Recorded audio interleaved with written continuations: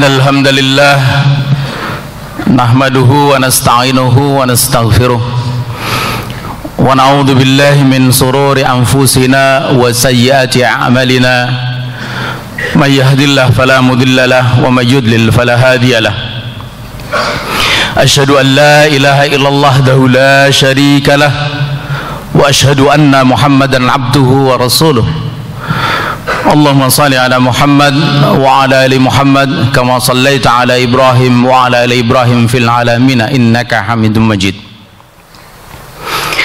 قال الله تعالى في كتابه الكريم أعوذ بالله من الشيطان الرجيم اليوم أكملت لكم دينكم وأتممت عليكم نعمتي ورضيت لكم الإسلام دينا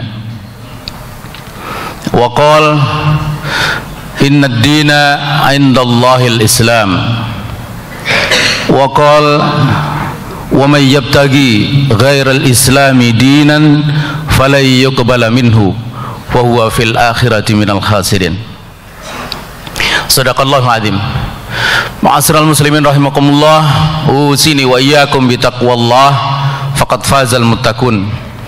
Kama qala Allah Ta'ala fi kitabil karim, a'udzu billahi minasyaitonir rajim. Ya ayyuhalladzina amanu taqullaha haqqa tuqatih wa la tamutunna illa wa antum muslimun. Hadirin sidang salat Jumat yang berbahagia, pertama-tama marilah kita panjatkan rasa syukur kita kepada Allah Subhanahu wa taala oleh karena atas limpahan rahmatnya lah pada siang hari ini di tengah kesibukan kita masing-masing kita bisa hadir di tempat yang mulia ini memenuhi panggilan Allah, melaksanakan salah satu kewajiban kita sebagai seorang muslim, yakni ibadah salat Jumat. Mudah-mudahan ibadah kita pada siang hari ini dan juga pada waktu yang telah lampau diterima oleh Allah Subhanahu wa taala. Yang kedua, khatib berwasiat kepada diri dan juga kepada jemaah sekalian untuk marilah dengan penuh kesungguhan kita senantiasa tingkatkan takwa kita kepada Allah Subhanahu wa taala dengan takwa yang sebenar-benarnya. Karena sesungguhnya hanya dengan takwa sajalah kita bisa berharap mendapatkan pertolongan dari Allah Subhanahu wa taala, Zat yang menciptakan alam semesta, yang menghidupkan dan mematikan kita semua dalam meniti kehidupan dunia yang fana ini, yang kita rasakan tidak semakin mudah oleh karena berbagai tantangan yang kita hadapi. Dan dengan takwa pula lah kita bisa berharap mendapatkan tempat yang terbaik insyaallah kelak di akhirat. Ma'asyiral muslimin rahimakumullah, salah satu tantangan dari sekian banyak tantangan yang dihadapi oleh umat Islam dewasa ini adalah berkembangnya apa yang disebut paham pluralisme agama. Apa yang dimaksud dengan paham pluralisme agama ini? Pada intinya pluralisme agama mengatakan bahwa seluruh agama itu sama benarnya. Kalau ada yang berbeda dari agama-agama, yang berbeda itu kata para penganjur paham ini hanyalah aspek eksoterisnya, aspek luarnya.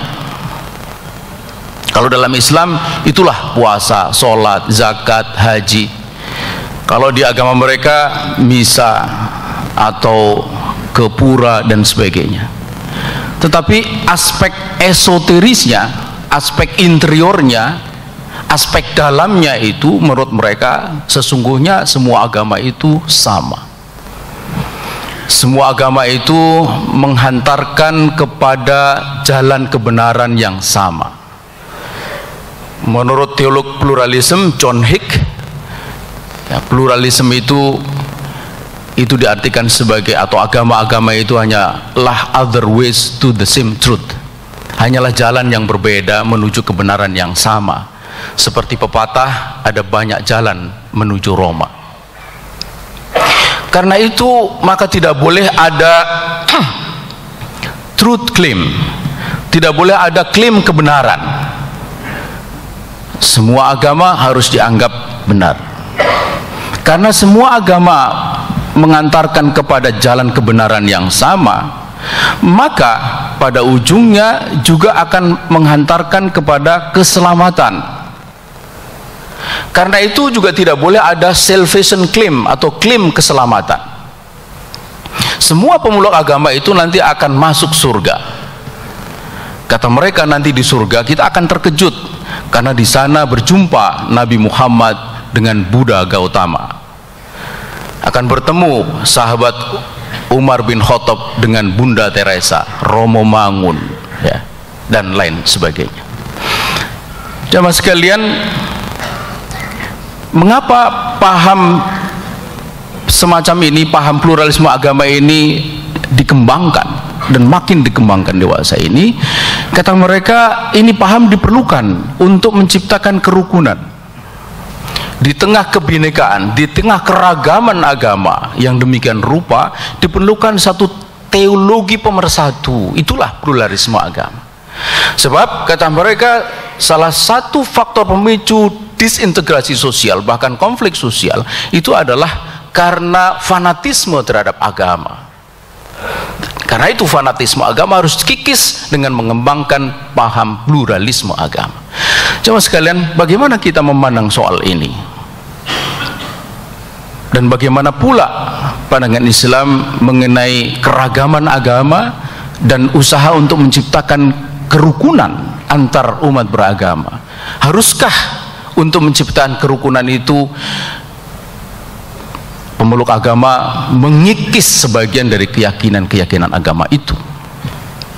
Jemaah sekalian, sebagai seorang muslim kita harus yakin seyakin-yakinnya bahwa agama kitalah yang benar. Ulangi, agama kita yang benar, bukan yang paling benar. Sebab kalau yang paling benar, yang lain benar, kita paling benar. Kita harus yakin seyakin-yakinnya bahwa agama Islamlah satu-satunya agama yang diridhoi oleh Allah Subhanahu wa taala, sebagaimana Allah nyatakan di dalam Al-Qur'an tadi itu, wa raditu lakumul islama dina. Karena itu pula Allah Subhanahu wa taala mengatakan, inna dina indallahil Islam. Sesungguhnya din di sisi Allah itu hanyalah Islam. Yang lain tidak diridhoi oleh Allah Subhanahu wa taala, karena itulah yang lain salah. Rasulullah SAW pada suatu ketika mengumpulkan para sahabat, dia menggambar atau menggoreskan satu garis lurus. Dia katakan, wahada sabilullah, inilah jalan Allah, satu. Lalu dia gambarkan beberapa garis di kiri kanannya. Lalu dia bilang, wahadihi subulus syaiton, dan ini adalah jalan-jalan setan. Jadi jalan Allah itu hanya satu, sementara jalan selain Allah itu banyak. Itulah yang disebut dengan subulus syaiton. Jamaah sekalian, kita harus mempunyai keyakinan semacam itu. Karena itu maka kalau ada dikatakan tadi tidak boleh ada truth claim, klaim kebenaran, kita justru harus mengklaim itu. Sebab ini bagian dari akidah Islam, ini bagian dari keyakinan kita. Buat apa kita beragama kalau kita tidak yakin bahwa agama kita ini benar? Dan sebenarnya juga tidak tepat kalau disebut ini klaim. Ini bukan klaim, tapi Allah sendiri yang mengatakan. Bahkan kemudian Allah Subhanahu wa taala menegaskan di ayat yang lain bahwa siapa saja yang mencari agama selain Islam itu tidak akan diterima oleh Allah Subhanahu wa taala. Wa may yabtaghi ghairal islami dinan falayyuqbala minhu. Imam Ibnu Katsir mengartikan ayat ini dengan perkataan, man salaka thoriqan siwa ma unzila ala rasulillah layyuqba. Barang siapa yang mencari jalan selain apa yang telah Allah turunkan kepada Kanjeng Nabi Muhammad, kepada Rasulullah Muhammad SAW, layyuqbal, tidak akan diterima. Lafadznya lam nun ya, layyuqbal, bukan layuqbal. Kalau layuqbal itu hari ini tidak diterima, mungkin esok diterima, atau esok lusa diterima, mungkin minggu depan, bulan depan, atau tahun depan, suatu saat nanti diterima. Tapi kalau layyuqbal itu not ever. Hari ini tidak diterima, besok tidak diterima, lusa tidak, minggu depan, bulan depan, tahun depan, 100 tahun yang akan datang, sampai kapanpun tidak akan diterima selama-lamanya. Wa huwa fil akhirati minal khasirin. Dan ayat ini ditutup dengan pernyataan yang tegas, dan mereka di negeri akhirat itu termasuk orang-orang yang merugi. Artinya artinya mereka tidak selamat. Karena itu kalau tadi dikatakan bahwa tidak boleh ada salvation claim, kita justru harus mengatakan bahwa kitalah atau jalan inilah satu-satunya yang akan mengantarkan kita kepada keselamatan. Allah sendiri mengatakan mereka itu yang memeluk agama selain Islam itu tidak diterima, dan mereka nanti di negara akhirat akan merugi, artinya tidak selamat. Dan itu ditegaskan pada ayat atau surat yang lain, surat yang kita semua tentu sudah tahu, surat Al-Bayyinah, innal ladzina kafaru min ahlil kitab wal musyrikin fi nari jahannam khalidina fiha. Sesungguhnya orang-orang kafir dari ahli kitab dan orang-orang musyrik fi nari jahannam, mereka di dalam neraka jahannam, khalidina fiha, kekal di dalamnya. Jadi siapa bilang bahwa di surga nanti akan bertemu orang-orang tadi itu? Tidak. Allah Subhanahu wa taala mengabarkan di surga itu hanyalah orang-orang yang beriman. Innal ladzina amanu wa amilus solihati ulaika hum khairul bariyah. Bahkan Allah sendiri memberikan predikat kepada orang kafir itu sebagai syarrul bariyah, sebagai makhluk atau manusia yang buruk, seburuk-buruk makhluk. Itu adalah orang yang ingkar kepada Allah Subhanahu wa taala. Di ayat-ayat yang lain disebutkan ulaika kal an'am, mereka itu seperti hewan ternak, balhum adol, bahkan lebih buruk lagi, lebih sesat lagi dari hewan ternak. Di ayat yang lainnya lebih ini lagi disebutkan ulaika kal qalb, mereka itu seperti anjing. Allah yang mengatakan itu. Termasuk juga Allah yang menyebut mereka itu sebagai orang kafir. Laqad kafaral ladzina qalu innallaha salisun salasa. Sungguh telah kafir orang yang mengatakan bahwa Allah itu satu dari tiga atau tiga dari satu. Laqad kafaral ladzina qalu innallahu wal masih ibnu Maryam. Sungguh telah kafir orang yang mengatakan bahwa Allah itu adalah Al-Masih, anak laki-lakinya Maryam. Mengapa pula sekarang ini ada usaha untuk kita diminta tidak menyebut kafir? Kafir itu istilah syar'i, istilah Quran. Bahkan ada surat Al-Kafirun. Qul ya ayyuhal kafirun. Orang-orang kafir ini disebut syarrul bariyah. Ulaika hum syarrul bariyah. Sementara orang yang beriman dan beramal soleh disebut ulaika humul khairul bariyah. Ya, mereka itu adalah sebaik-baik makhluk. Jazaohum 'inda rabbihim jannatu 'adnin tajri min tahtihal anhar khalidina fiha abada radhiyallahu anhum wa radu'an. Jadi dalam surga itu adalah orang-orang yang beriman dan beramal soleh, bukan orang-orang kafir. Jemaah sekalian, inilah keyakinan akidah kita. Harus yakin bahwa ini adalah agama yang benar, dan inilah satu-satunya jalan yang akan mengantarkan kita kepada keselamatan di akhirat pun juga di dunia. Terus bagaimana dengan soal keragaman itu, kebinekaan? Tidak ada soal. Ketika Allah mengatakan wahadainahun najdain imma syakira wa imma kafura, aku berikan kepada kalian itu dua jalan, imma syakira wa imma kafura, siapa yang bersyukur, siapa yang kafir. Juga ketika Allah Subhanahu wa taala mengatakan la ikraha fid din qad tabayyana rusdu minal ghayy, tidak ada paksaan di dalam masuk agama Islam. Faman sa'a falyumin faman sa'a falyakfur, siapa yang mau beriman silakan, yang mau kufur silahkan. Maka sudah pada galibnya atau sewajarnya di tengah-tengah masyarakat itu nanti atau sejak dulu itu ada yang muslim dan ada yang bukan muslim. Karena itu soal keragaman itu bukan sesuatu yang asing. Islam mengakui keragaman itu. Islam mengakui pluralitas agama. Tapi kita harus menolak pluralisme agama. Pluralitas itu kenyataan masyarakat, kenyataan kehidupan. Dan Islam juga punya tuntunan yang sangat jelas untuk menciptakan apa yang disebut kerukunan tadi itu. Yang pertama, jelas bahwa kita ini tidak boleh memaksa orang itu untuk masuk Islam, tidak boleh, karena akidah itu, keyakinan itu hanya mungkin terbit di atas kerelaan, tidak mungkin terbit di atas paksaan. Yang kedua, kita juga tidak boleh menghina, melecehkan Tuhan mereka, tidak boleh. Seburuk apapun menurut kita Tuhan mereka itu tidak boleh kita hina. Mengapa? Kalau kita menghina Tuhan mereka, mereka akan balas menghina Tuhan kita, dan itu haram. Makanya kemudian muncul kaidah al-wasilatu ilal haram haramun. Wasilah yang menghantarkan kepada suatu keharaman, maka itu haram. Kalau kita menghina Tuhan mereka, membuat mereka itu menghina kita, sesuatu yang dilarang, maka menghina Tuhan mereka itu haram. Kita harus menghormati ibadah mereka. Menghormati tidak berarti mengikuti. Ketika ada Natal, kita hormati mereka dengan membiarkan mereka merayakan, bukan kemudian kita ikut serta hadir, apalagi menjadi panitia segala macam. Menghormati juga tempat ibadah mereka. Tempat ibadah mereka itu gereja, sinago atau apapun, itu jangankan di masa damai, di masa perang saja itu tidak boleh dijadikan sebagai objek perang.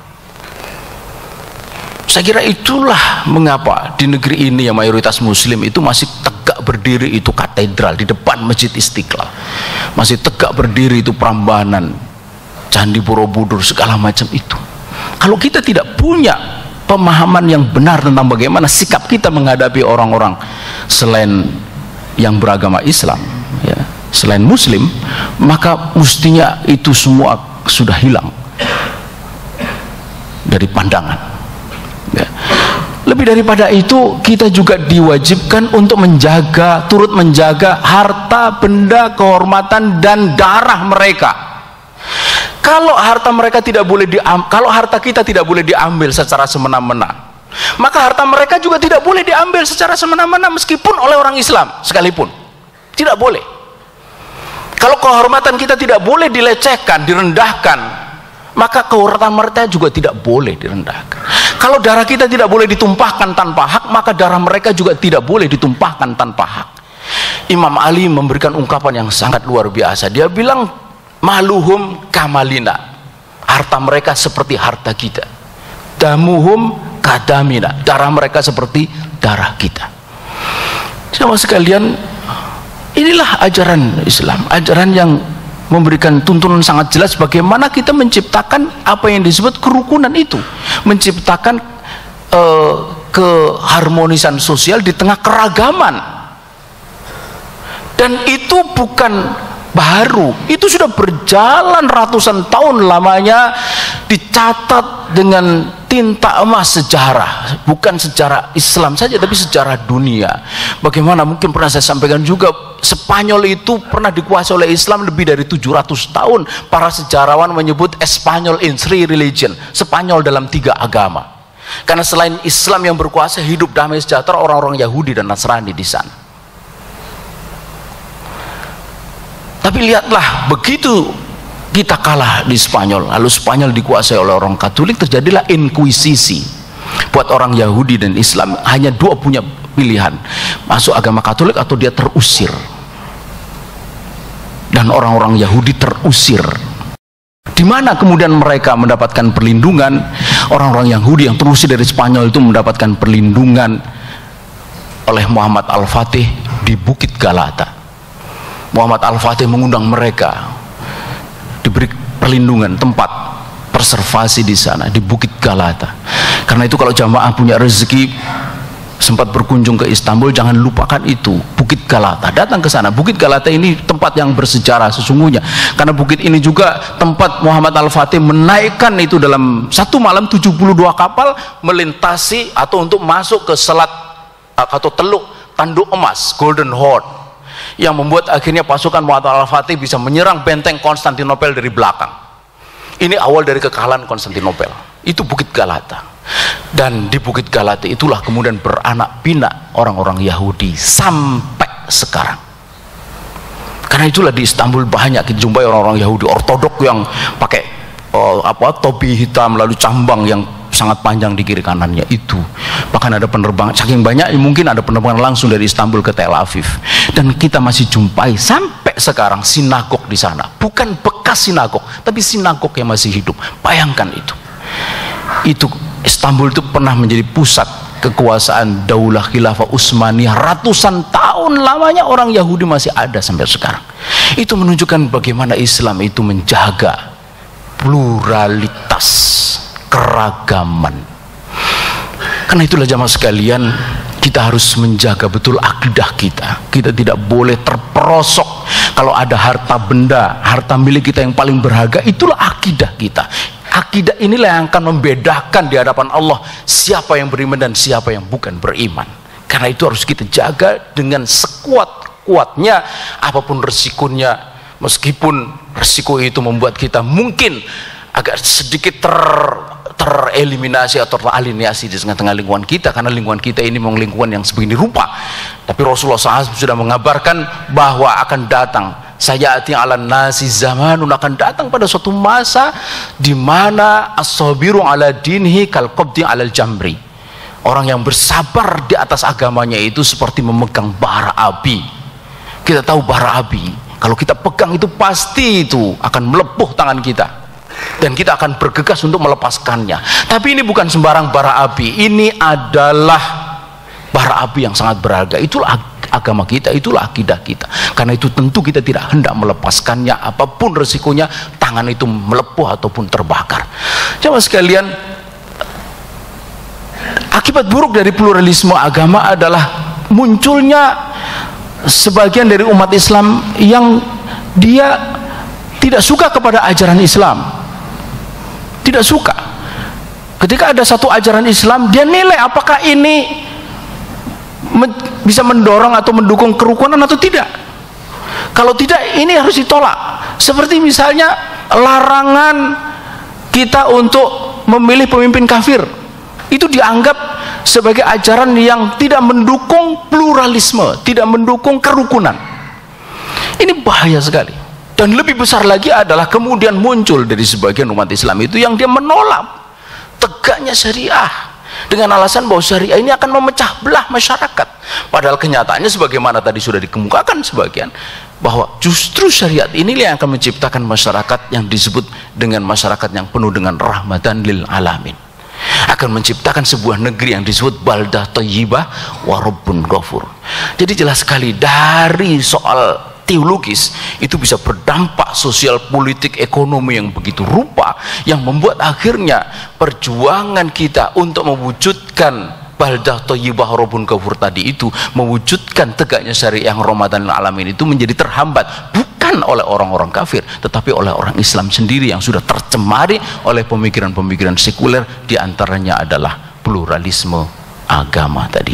Barakallahu li wa lakum fil Qur'anil azim wa nafa'ani wa iyyakum bima fihi minal ayati wa zikril hakim wa taqabbala minni wa minkum tilawatahu innahu huwas samiul alim.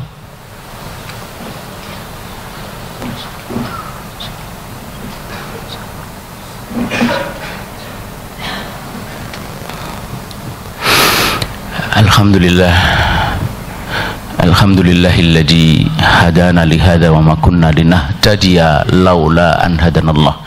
Asyhadu an la ilaha illallah wahdahu la syarikalah wa asyhadu anna Muhammadan abduhu wa rasuluh. Ma'asyiral muslimin rahimakumullah, usini wa iyyakum bi taqwallah faqad fazal muttaqun. Akhirnya jemaah sekalian, penting sekali untuk selalu diingatkan, marilah kita tingkatkan takwa kita kepada Allah Subhanahu wa taala dengan takwa yang sebenar-benarnya. Allah sudah mengabarkan kepada kita siapa orang yang paling mulia di sisinya adalah orang yang bertakwa. Inna akramakum indallahi atqakum. Kapan kita bisa mewujudkan diri kita sebagai muttaqin yang hak, yang sebenarnya? Sekarang, saat ini.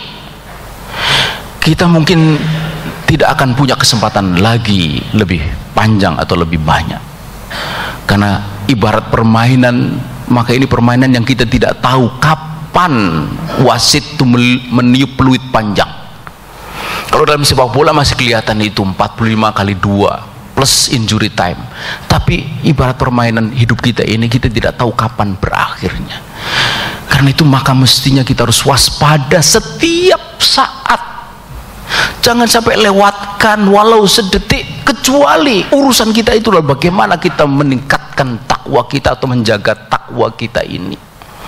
Semua unsur-unsur yang bisa membuat takwa kita ini menurun, apalagi sampai hancur, itu harus kita singkirkan jauh-jauh, termasuk paham-paham sekuler tadi itu, pluralisme agama dan seterusnya.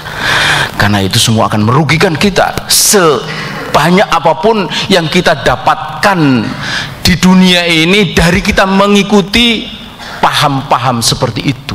Jabatan, setinggi apapun jabatan di dunia ini, di negeri ini pasti akan ditinggalkan cepat atau lambat. Apalagi jabatan di bawah itu tidak ada yang abadi. Seberapapun kekayaan yang kita miliki, semua akan kita tinggalkan. Secantik apapun istri kita, semanis apapun anak-anak kita, senyaman apapun rumah kita, semua juga akan kita tinggalkan. Nabiullah Muhammad mengingatkan kepada kita, yatba'ul mayyit talatah, mengikuti mayat 3 itu. Ahluhu, maluhu, wa amaluhu, keluarganya, hartanya, dan amal solehnya. Fayarji ahluhu wa maluhu, kembali itu harta dan keluarganya. Itu ada satupun dari anggota keluarga kita, walau istri yang bilang sangat cinta kepada kita, mau masuk bersama kita ke liang lahat, tak ada pula anak-anak kita, apalagi tetangga, tidak ada. Harta tak ada, walaupun cincin dilepas sih ketika dimandikan, tak ada. Kata Nabi, fayabqa amaluhu, yang tetap setia bersama kita adalah amal soleh kita, dan amal soleh itulah iman dan takwa. Karena itulah jamaah sekalian, marilah kita jaga akidah kita dengan sebaik-baiknya, kita tepis seluruh paham-paham yang bertentangan dengan akidah Islam. Mudah-mudahan Allah SWT memberkati kita semua, memberikan kesabaran dan sikap istiqomah agar kita selamat menjalani kehidupan dunia yang fana ini hingga tiba di akhirat nanti. Akhirnya marilah kita tutup khutbah ini dengan sama-sama berdoa, mohon kepada Allah dengan penuh khusyuk, khudu tadarruk, berharap mudah-mudahan Allah mengabulkan semua yang kita mintakan. Innallaha wa malaikatahu yusalluna 'alan nabi ya ayyuhalladzina amanu sallu 'alaihi wa sallimu taslima. Allahummaghfir lil mu'minina wal mu'minat wal muslimina wal muslimat al ahya'i minhum wal amwat innaka sami'un qaribun mujibud da'awat wa ya qadiyal hajat rabbana ighfir lana wa li ikhwanina alladhina sabaquna bil iman wa la taj'al fi qulubina ghillan lil ladzina amanu rabbana innaka ra'ufur rahim. Allahumma inna nas'aluka salamatan fid din wa afiyatan fil jasad wa ziyaratan fil almi wa barakatan fil rizki wa taubatan qablal maut wa rahmatan indal maut wa maghfiratan ba'dal maut. Allahumma hawwin alaina fi sakaratil maut wan najata minan nar wal afwa indal hisab. Allahumma arinal haqqa haqqa warzuqna ittiba'ah wa arinal batila batila warzuqna istinabah.